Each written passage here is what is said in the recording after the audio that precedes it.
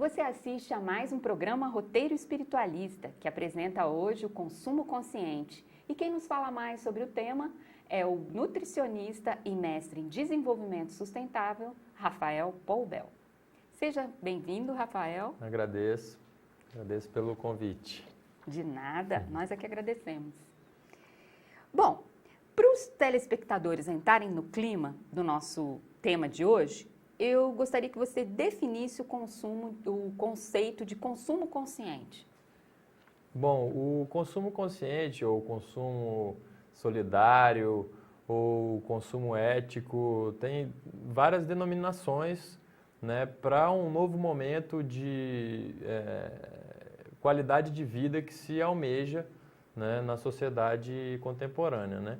E vem definir uma escolha por uma vida que seja mais saudável, que seja socialmente justa e que tenha a preocupação ambiental como, vamos dizer, um balizador da decisão do que eu vou consumir. Então, né, o consumo consciente ele vem para dar essa direção, né, para um consumo que vem sendo exorbitante e vem causando, né, entre malefícios à saúde e impactos ambientais e desigualdade social, para um consumo que seja preocupado com a pessoa, com o ambiente e com a sociedade como um todo, né? Então, o consumo consciente define dessa forma, né?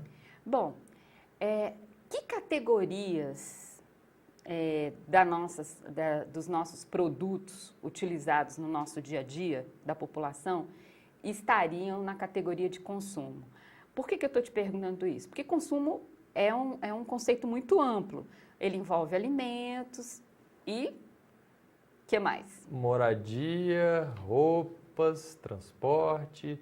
Consumo, de fato, na sociedade que se vive hoje, ele é generalizado. Ou seja, a maior parte das pessoas compra tudo o que necessita, né? Ou mais. Ou além. Mas eu digo em termos de consumo, né, as pessoas produzem poucas das coisas que elas utilizam, né, para viver. Então, o consumo, de fato, é uma palavra bem ampla. Inclusive, o termo consumo consciente, eu acho que ele vem numa transição para uma nova forma de viver, que essa coisa de consumir em si já diz que você está consumindo alguma coisa, né? E a questão da consciência, de um hábito de vida mais saudável, é justamente para não se consumir, e sim se conviver, né, de uma forma mais harmônica com o mundo. E aí, em termos mais práticos, a alimentação é um ponto chave dentro disso, né? Porque, enfim, todas as pessoas comem para viver, né? E isso é várias vezes ao dia e é um dos maiores impactos no mundo é a produção alimentar. Então, quando se fala em consumo consciente, muito se aborda a questão da alimentação, apesar de você poder trabalhar nas várias áreas, né, de produção e consumo que existem. Bom, você falou sobre os alimentos e realmente são milhões, bilhões de pessoas, né, no planeta, como você disse, comendo todos os dias, né, várias vezes ao dia. Algumas regiões comem menos, né, a África, por exemplo. Mas eu queria que você falasse um pouco sobre a questão dos bens duráveis e não duráveis, né? Como é que o consumo consciente recomenda às pessoas que se relacionem com essa questão da aquisição dos bens duráveis e não duráveis? Então, como eu disse, tudo isso é um processo de transição, né? Porque, enfim, nas últimas décadas é que se percebeu o impacto, né, humano no planeta e os malefícios na saúde humana e na saúde do planeta de uma forma geral.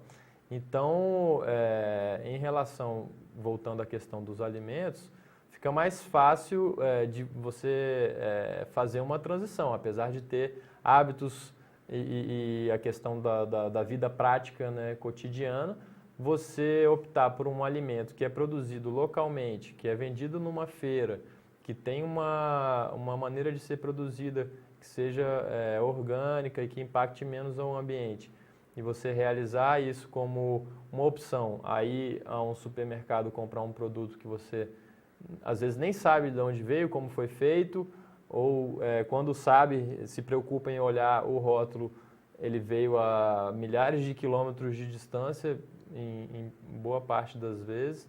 Então, O que as pessoas não lembram é que quando os alimentos se deslocam, né, a emissão, por exemplo, de gases por causa do transporte, né, do combustível que é usado nos transportes. Se a gente for falar da questão da produção alimentar de toda a cadeia, ela é altamente impactante em termos ambientais e até mesmo sociais, de concentração de renda. Mas voltando à questão da transição, então, para consumir um alimento, vamos dizer, é relativamente mais simples da pessoa fazer essa transição, porque tem valores diferenciados, mas se encontra com mais acesso. Para você, por exemplo, optar por morar em uma residência ecológica, que, enfim, tem um grau muito maior, talvez um dos maiores investimentos na vida, né, de uma pessoa, é comprar um bem imóvel, que, enfim, exige um investimento muito maior, ainda essa transição ela vai levar um pouco mais de tempo para ela acontecer, porque a indústria, o mercado de bens imóveis e que, né, tenham uma demanda maior de energia para serem produzidos, já está muito estruturado de forma a servir um mercado de uma maneira assim, bem padronizada, né? Se for falar da questão dos materiais utilizados, né, tem o cimento, que surgiu há poucas décadas, aos 150 anos, se não me engano. Uhum. Ele se generalizou como um elemento em construção. No entanto, existem vários outros elementos que desgastam muito menos o ambiente para serem utilizados em construção. Porém, toda a cadeia de produção para se chegar a acessar um cimento em qualquer esquina e loja de material de construção, ela está muito estabelecida. Então, essa transição para você consumir bens maiores e morar em ambientes ecológicos, ela leva um tempo, mas já está acontecendo. Em vários países já existem construções sustentáveis e o Brasil também já está fazendo esforço nessa área, mas a gente sabe que toda transição leva um tempo. Ou seja, o consumo direto relacionado a alimentos, até mesmo o vestimento, você vai numa feira local ou regional e consome ali as suas compras de vestimenta e não atende a um mercado internacional que está aí explorando mão de obra na China, etc. E sim um investimento que é ali mais socialmente sustentável. Justa, exato. Bom, a gente tá localizado numa sociedade que, por conta da mídia e da publicidade, criou uma série, estimula na gente uma série de necessidades de consumo, né? Especialmente na questão dos eletrodomésticos. Como é que você vê isso dentro do consumo consciente, né? As geladeiras, os fogões, os computadores, as batedeiras, os rádios, os sistemas de som, e por aí você vai, né? A criatividade da tecnologia é um negócio inimaginável. Exato. Então, inclusive a WWF tem feito um trabalho com essa área de consumo consciente, né? O Irineu Tamay, um colega, né, lá do Centro de Desenvolvimento Sustentável, vem fazendo pesquisa nessa área e, ao meu ver, aponta para justamente essa transição, porém com um perfil ainda, ao meu ver, de substituir os equipamentos que existem por ter mais modernos, equipamentos que consumam menor quantidade de energia para fazer a mesma função. No entanto, vamos dizer assim, essa substituição de uma tecnologia existente por algo que seja mais caro de ser consumido, mas que tenha uma função mais ecológica, ao meu ver, ainda é uma transição baseada no mesmo modelo de desenvolvimento, ou seja, ele ainda mantém uma exclusão, né, social ao acesso a esses produtos, porque muitas vezes, né, tecnologias verdes, vamos dizer assim, elas são mais caras. Então, assim, dentro do propósito do consumo consciente, aí no caso da permacultura, um tema que é também interessante de mencionar nesse contexto, existe uma transformação de consumo, ou seja, da minha postura. Não só eu vou trocar esse produto por um outro produto que seja mais verde, mas será que eu preciso desse produto? Essa é uma pergunta. Será que eu não tenho uma outra forma, por exemplo, né, você falou de eletrodomésticos e tudo mais, uma forma de me alimentar que eu precise processar menos esses alimentos? Já existem movimentos que defendem que uma alimentação mais saudável tenha alimentos mais crus, mais de 50% da alimentação seja de alimentos in natura e produzidos organicamente e que não precisam de nenhum processamento. Você higieniza e faz uma preparação, mantendo a questão da gastronomia, que seja um alimento saboroso, mas você praticamente não precisa de manipular esse alimento ou transformar ele para que ele se torne um alimento saboroso, né? E ele continua sendo um alimento super prazeroso e saudável acima de tudo. Então, essa coisa de processar muito as coisas, de torná-las mais fáceis de assimilar, né? Você pega tudo, joga no liquidificador, mistura e tal, ele está pronto e já bebeu, resolveu, tô com todos os meus nutrientes resolvidos. É uma coisa do mundo moderno que eu acho que também precisa ser. Então, assim, eu citei o liquidificador, mas é porque você falou dos eletrodomésticos, mas no consumo consciente tem essa postura também de uma mudança de comportamento, né? Não só optar por esse ou aquele produto, mas eu preciso mesmo deste produto? É uma pergunta. Como fazer esta mudança interior? Assim, o que você sugeriria de reflexão para os nossos telespectadores a propósito do consumo consciente? Assim, pensando na rotina do dia a dia da pessoa, como ela acorda, como é que ela vai para o trabalho, enfim, tudo isso. E aí eu queria te pedir para responder após o intervalo. Tá bom. Aguarde um instante só, nós vamos fazer um breve intervalo e voltamos a conversar sobre o consumo consciente com o nutricionista e mestre do desenvolvimento sustentável, Rafael Poubel.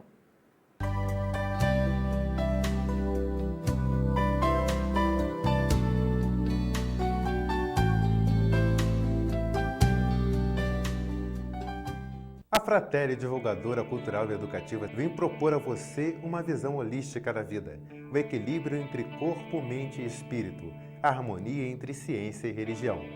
Agora, a Fratelli coloca à sua disposição essa preciosa fonte de informação e de meditação. São mais de 80 títulos em VHS, DVDs e CDs para você. Para adquirir nossos produtos, escreva para o nosso endereço contato@fratelliespiritualista.org.br.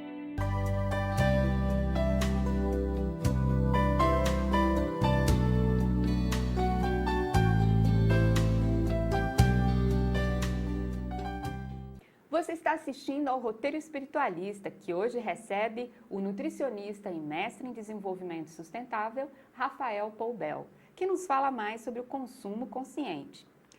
Rafael, a gente veio conversando sobre a questão do consumo consciente, em que situações isso acontece, né? Agora, eu gostaria que você comentasse para os telespectadores como é que eles podem ir fazendo essa mudança, né? Tendo consciência dentro da sua rotina, como eles podem se adaptar a um consumo consciente. Então, quando se fala na consciência, né, e aproveitando o programa, né, que traz o roteiro espiritualista, né, uma das coisas que eu, enquanto nutricionista, venho trabalhando é a questão, por exemplo, da mastigação. Se a gente for falar de uma coisa bem simples, que é mastigar, para se ter consciência da mastigação e se mastigar bem os alimentos, é importante a pessoa estar presente naquele momento, né? E muitas vezes se observar, eu estou falando da alimentação porque é a área, né? E aí eu vou responder a tua pergunta.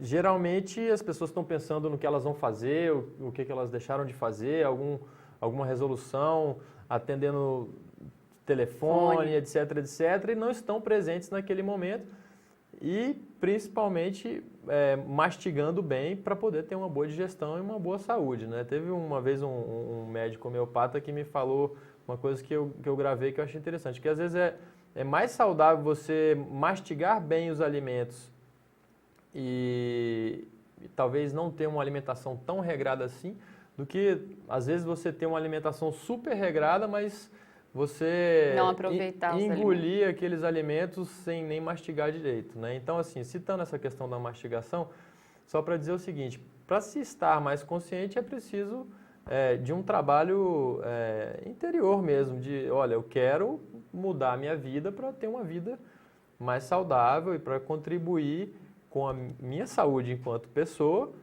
e com o mundo, né? Então, assim, Mas o que isso implica numa mudança séria de postura, não é, Rafael? Exatamente.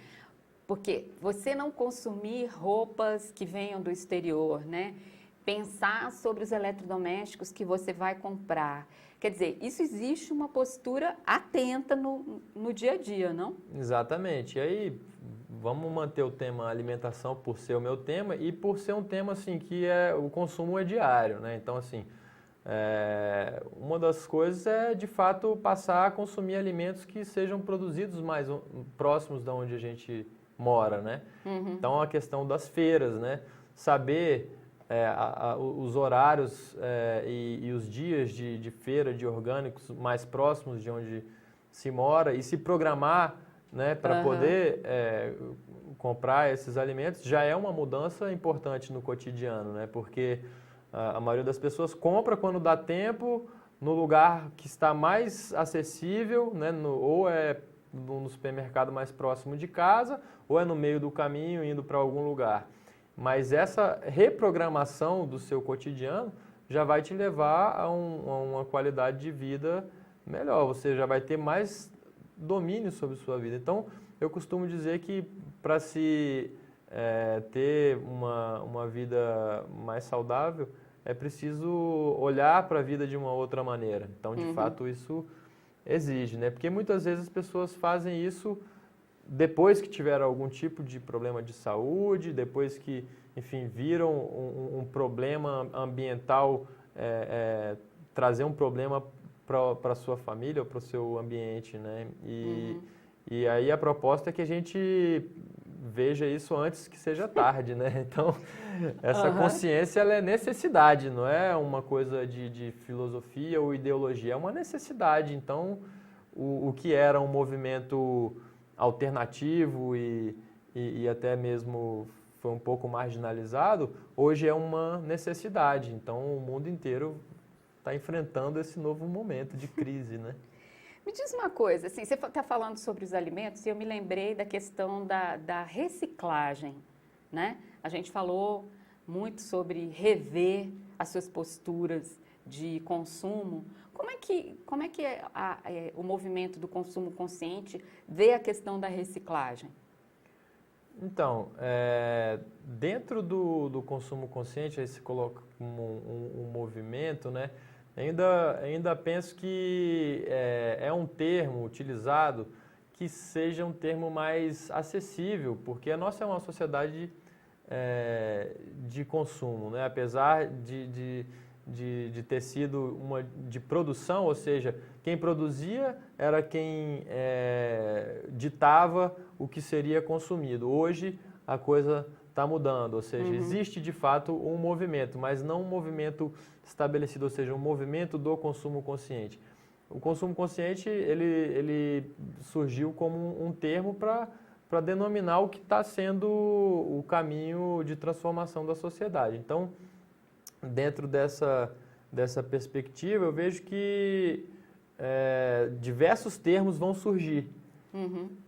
E aí o que importa é, de fato, que a nossa sociedade ela perceba que isso é uma necessidade, não é sei lá, Uma filosofia. uma moda ou um momento, eco-momento, porque agora tudo é eco, mas sim é uma necessidade que provavelmente, eu penso assim, né, a sociedade vai tender a essa postura e isso vai se tornar uma coisa mais natural, né, do que ter que usar termos específicos para tratar disso, né? Então, me diz uma coisa, você faz parte de um, como digamos assim, de um evento anual, né? Da parte da equipe que produz um evento anual muito baseado nessa questão do consumo consciente.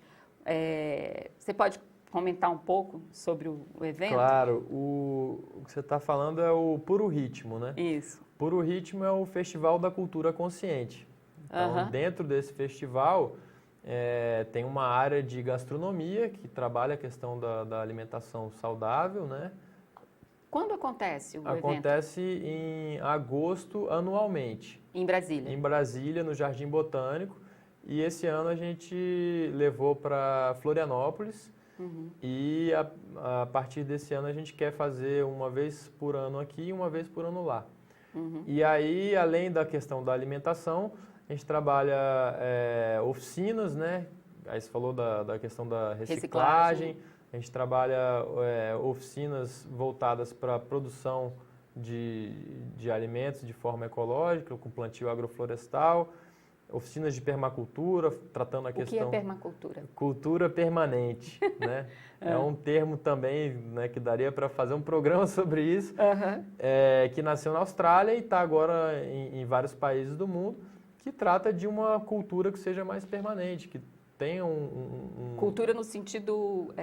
amplo. De agricultura, né? Não, no sentido amplo, né? Desde a agricultura até planejamento da ocupação humana, né? Desde construção, uso da água, energia.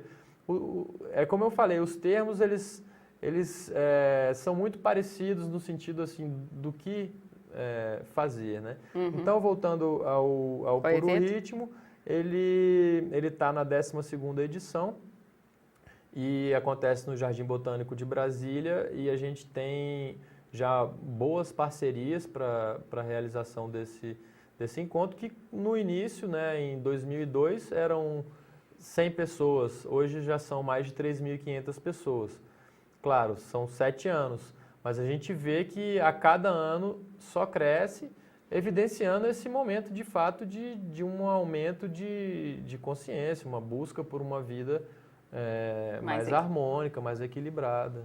Você que está na organização do evento há todo esse tempo, assim, como você percebe a mudança das pessoas na questão do consumo consciente? O que você registra de mudança na sociedade? Assim, nessa sociedade brasiliense, né, que é mais a sua praia.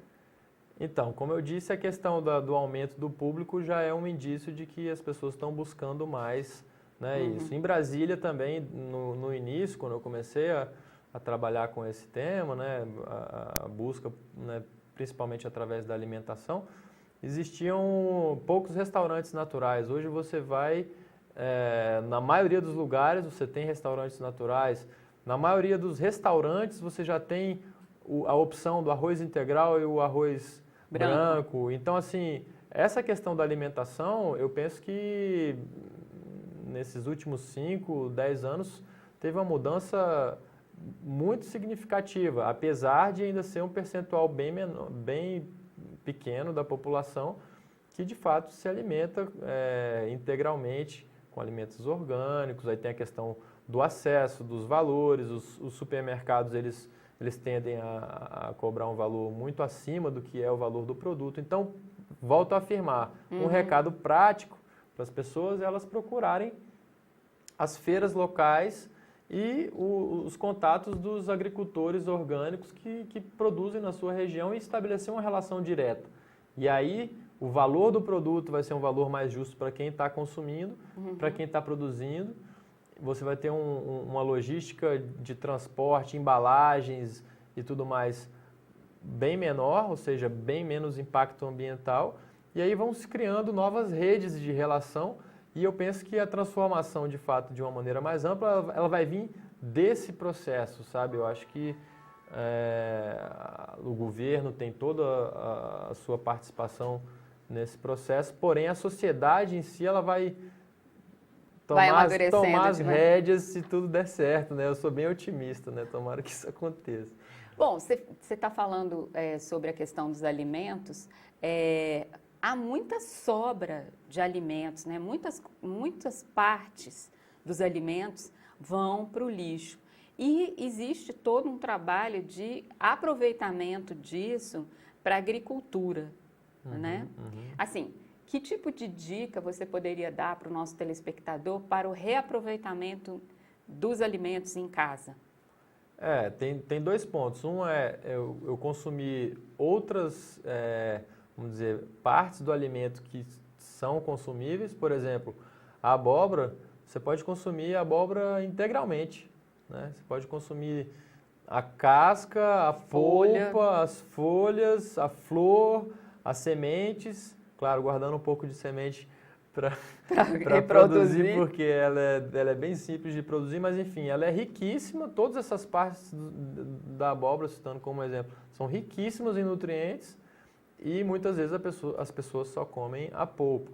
Então, citando um exemplo, né? Mas os alimentos, eles têm valores nutricionais distintos, né? Dependendo de qual o componente do alimento.